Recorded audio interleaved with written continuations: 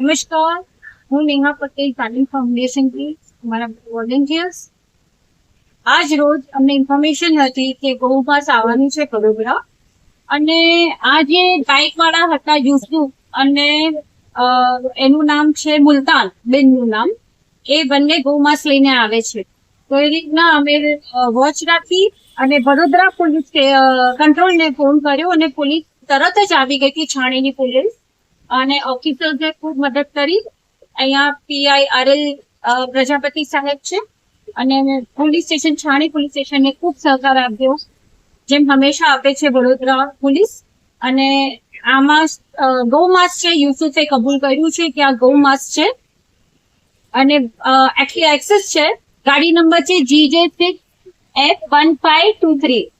એમાં ગૌમાંસ, ડિક્કીમાં પણ ગૌમાંસ હતું અને આગળ પણ ગૌમાંસ હતું.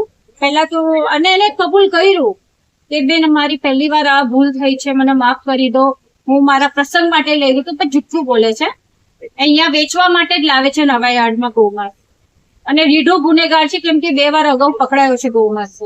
એટલે મારી સરકારને પોલીસને રિક્વેસ્ટ છે કે આના ઉપર સખ્ત સખ્ત કાર્યવાહી ને ગુસ્સી ટોક લગાવે જે હેબિચ્યુઅલ ઓફેન્ડર્સ છે. તો આ ગૌમાંસ નો રીઢો ગુનો, આને કોઈ ફરક નથી પડવાનો, એટલે એને સખ્ત સખ્ત સજા થવી જોઈએ. ધન્યવાદ, થેન્ક યુ.